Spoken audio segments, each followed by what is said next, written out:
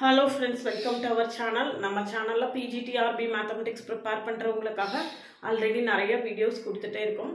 தொடர்ந்து updated syllabusக்கு தேவையான reference books எல்லாமே நான் உங்களுக்கு கொடுத்திருக்கேன். அதெல்லாம் நீங்க பார்க்கல அப்படினா கமெண்ட்ல டிஸ்கிரிப்ஷன் லிங்க் கொடுத்திருக்கேன், போய் பாருங்க. இன்னைக்கு வந்து finite differences numerical analysis updated syllabusல 8th யூனிட்ல numerical analysis இருக்கு. அதுக்கு ஏற்கனவே இன்ட்ரோடக்ஷன் வீடியோ முதல்ல ஒன்னு கொடுத்திருக்கேன். அதை பார்க்கலன்னா அதை பார்த்துட்டு இத பாருங்க, உங்களுக்கு கம்ஃபர்ட்டபிளா இருக்கும் பார்க்கிறதுக்கு. சேனலுக்கு நியூவா இருந்தீங்கன்னா சப்ஸ்கிரைப் பண்ணிக்கோங்க, உங்க ஃப்ரெண்ட்ஸ்க்கு ஷேர் பண்ணுங்க. ஒரு டெலிகிராம் குரூப்போட லிங்க் கொடுத்திருக்கேன், அதுல ஜாயின் பண்ணிக்கோங்க. என்னுடைய OVM ஆப்பை டவுன்லோட் பண்ணிக்கோங்க. அதுல இந்த பிரிஸ்கிரைப்டு புக்ஸ், இந்த அப்டேட்டட் சிலபஸ்க்கு தேவையான பிரிஸ்கிரைப்டு புக்ஸ் எல்லாமே கொடுத்திருக்கேன். ப்ரீவியஸ் இயர் கொஸ்டின் எல்லாம் கொடுத்திருக்கேன், நீங்க ஃப்ரீயாவே டவுன்லோட் பண்ணிக்கலாம்.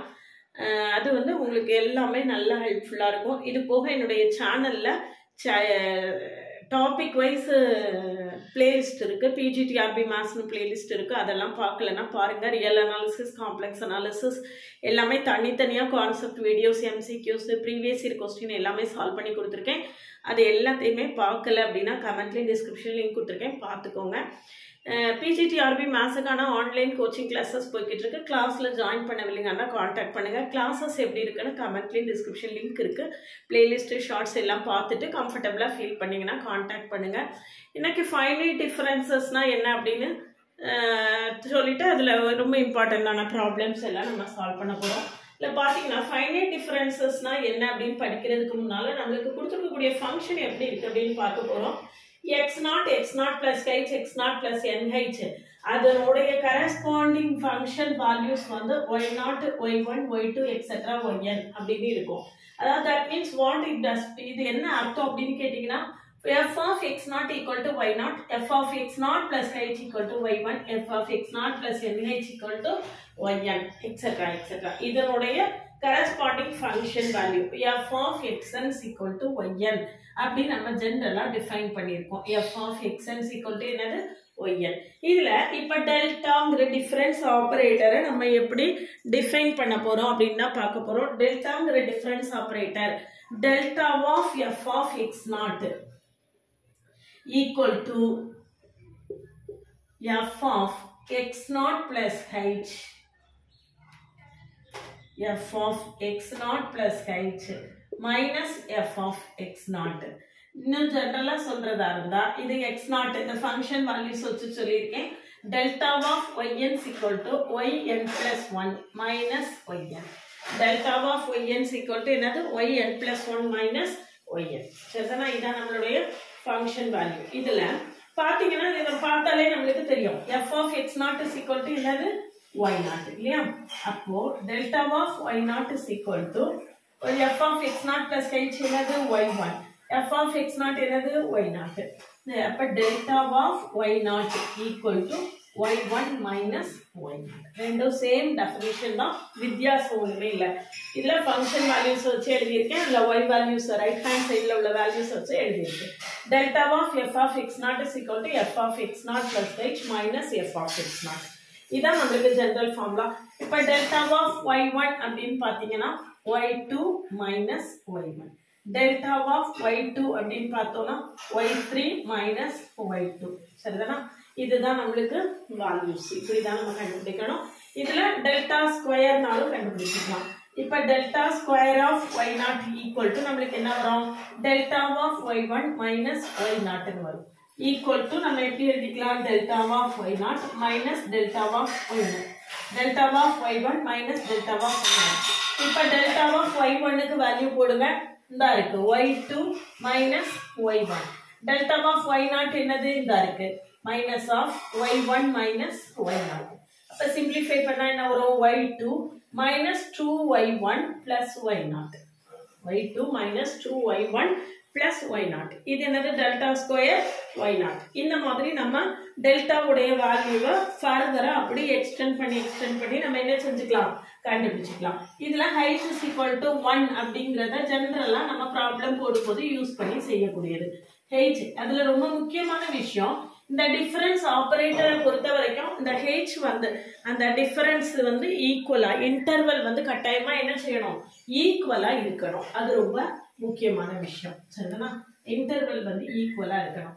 இந்த நியூமெரிக்கல் அனாலிசிஸை பொறுத்த வரைக்கும் நீங்கள் வந்து ஐயங்கார் அண்ட் ஜெயின் அந்த புக்கை ஃபாலோ பண்ணலாம். இல்லை அது ரொம்ப கஷ்டமாக இருக்குது அப்படின்னு நீங்கள் ஃபீல் பண்ணீங்கன்னா நீங்கள் வந்து இது நியூமெரிக்கல் அனாலிசிஸ் நியூமெரிக்கல் மெத்தட்ஸ் அப்படின்னு சொல்லி என்ஜினியரிங் காலேஜ் புக்ஸ் இருக்கும். அதை கூட நீங்கள் ப்ரிஃபரபிளி ஃபாலோ பண்ணலாம். அதில் நிறைய ப்ராப்ளம் சால்வ்டாக கொடுத்துருப்பாங்க. அதை கூட நீங்கள் என்ன செய்யலாம், ஒர்க் பண்ணி பார்க்கலாம். இதில் எது உங்களுக்கு கம்ஃபர்டபுளாக இருக்கோ அதை பார்த்துக்கோங்க. இப்போ பார்த்தீங்கன்னா இப்போ ஃபைனைட் டிஃபரன்சஸை பற்றி ஒரு ஸ்லைட்டான ஐடியா மட்டும் தான் நான் கொடுத்துருக்கேன். ஃபைனைட் டிஃபரன்சஸில் உள்ள ப்ராப்ளம் சால்வ் பண்ணுறதுக்கு உங்களுக்கு வந்து நிறையா ட்ரிக்னாமெட்ரிக் ஃபார்முலாஸ் எல்லாமே ஓரளவுக்கு ஐடியா இருக்கணும். அந்த ட்ரிக்னாமெட்ரிக் ஃபார்முலாஸ் எல்லாத்தையுமே நீங்கள் கட்டாயமாக தெரிஞ்சு வச்சுருக்கணும். அது வந்து இந்த இடத்துல ரொம்பவே ஹெல்ப்ஃபுல்லாக இருக்கும் ப்ராப்ளம் சால்வ் பண்ணும்போது. இப்போ cos c plus cos d அப்படின்னு பார்த்தோம்னா இந்த ஃபார்முலா வந்து நிறைய இடத்துல வந்து இது திரும்ப யூஸ் ஆகும்.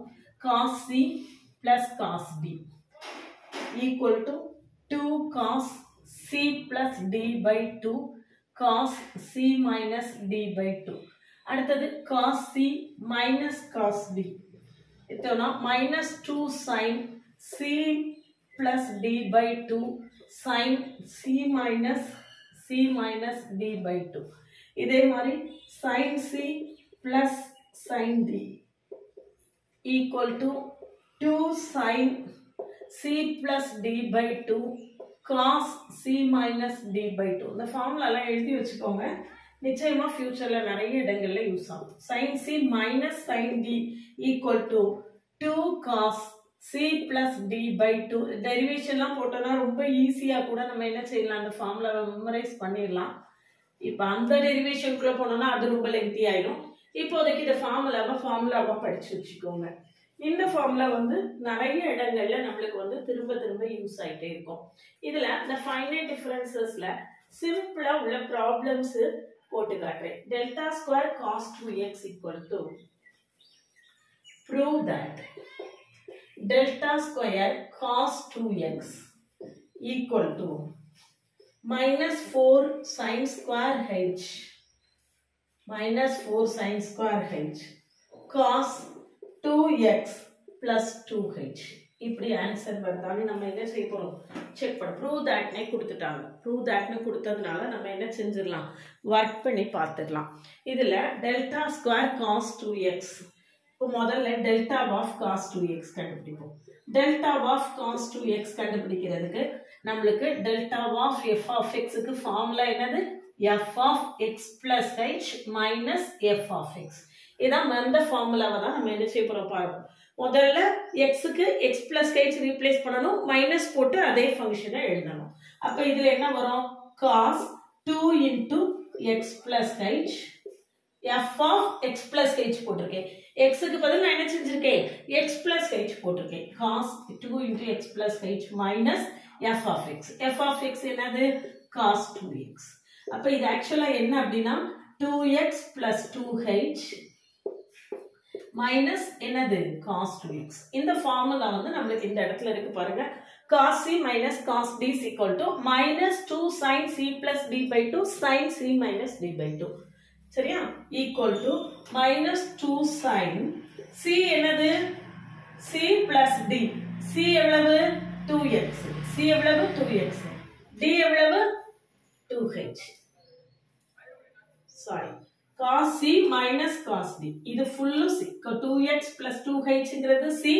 இது என்னது, d. சரியா, cos c minus cos d. அப்போ minus 2 sin c plus d by 2. அப்ப 2x plus 2h plus 2x by 2. சரியா, c plus d by 2 sin c minus d by 2. c என்னன்னு பார்த்துக்கோங்க, 2x plus 2h d. c அப்ப 2x plus 2h minus d. d எவ்வளவு, 2x whole divided by 2 equal to minus 2 sin 4x plus 2h by 2. அப்ப என்ன வரும் நம்மளுக்கு, 2x plus h minus 2 sin h. அப்படிதானா, 2x plus 2x 4x வருமா, இங்க 2h இருக்கா, அப்ப 2x plus h. இங்க என்ன வரும்னு பாத்தீங்கன்னா sin h. அப்ப இதுல கான்ஸ்டன்ட் என்ன அப்படின்னு பார்த்தோம்னா minus 2 sin h அது கான்ஸ்டன்ட்டா இருக்கு sin 2x plus h சரியா மீதி என்ன இருக்கு sin 2 இப்போ நமக்கு delta of cos 2x தான் கண்டுபிடிச்சிருக்கோம் நமக்கு என்ன வேணும் delta square of cos 2x வேணும் அப்ப delta square of cos 2x equal to delta of delta cos 2x equal to delta of delta cos 2x என்னது minus 2 sin h sin 2x plus h அப்போ இதுல எது constant பார்த்து out சைடுல எடுத்துக்கலாம் ஏன்னா கான்ஸ்டன்ட்டை டெல்டா விட்டு வெளியே எடுக்கிறதுக்கு ரூல் இருக்கு டெல்டா ஆஃப் c c தான் டெல்டா ஆஃப் c என்னது c கான்ஸ்டன்ட்டை வெளியே எடுத்துக்கலாம் அப்ப மிச்சம் நம்மளுக்கு என்ன இருக்குன்னு பாருங்க delta square of cos 2x equal to minus 2 sin h constant மீதி என்ன இருக்கு delta of sin 2x plus h delta of அப்ப இதுல என்ன வரும் minus 2 sin h இத பழையபடி f of x னு வெச்சுக்கோங்க delta of f of x என்னது f of x plus h minus f of x அப்ப இதுல என்ன வரும்னு பாருங்க f of sin 2x plus h f of x plus h சரியா f of x இருக்கிற இடத்துல நம்ம என்ன போடணும் x plus h போடணும் அப்ப sin 2 into x plus h சரியா x என்ன செஞ்சிருக்கேன் f of x plus h அவ்வளவுதான் அப்ப x நம்ம என்ன செய்யணும் x plus h னு போடணும் அப்போ f of x plus h minus என்னது f of x 2x plus சரியா இப்போ நமக்கு என்ன இருக்குன்னு பாருங்க இவ்ளோ பெருசா வருமா அப்படினு கேட்டா தெரிஞ்சு வச்சுக்கிட்டா நல்லது 2 sin வராதுன்னா சொல்லவே முடியாது எந்த ப்ராப்ளமுமே வராதுன்னு சொல்ல முடியாது இதுல ஒருவேளை டெல்டா cos 2x கொடுத்து டெல்டா ஸ்கொயர் cos 2x கூட கேட்கலாம் அல்லது இந்த வெறுமனே டெல்டா cos 2x கூட கேட்கலாம் நான் வந்து டெல்டா ஸ்கொயரும் உங்களுக்கு எப்படி கண்டுபிடிக்கணும் தெரியணும்ங்கிறதுக்காக நான் இத கொடுத்திருக்கேன் அப்ப -2 sin h into இங்க என்ன இருக்குன்னு பாருங்க sin 2x plus 2h minus sin 2x plus h சரியா இப்போ equal to -2 sin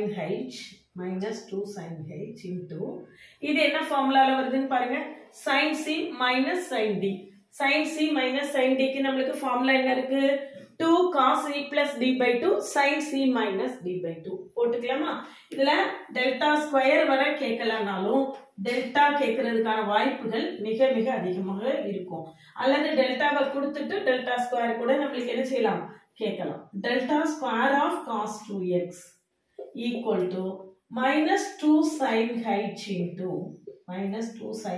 into என்ன ஃபார்முலா போட போறேன் sin c minus sin 2 cos இது என்னது c இது என்னது d அப்ப என்ன வரும் ரெண்டே ஆட் பண்ணீங்கன்னா என்ன வரும் 4x plus 3h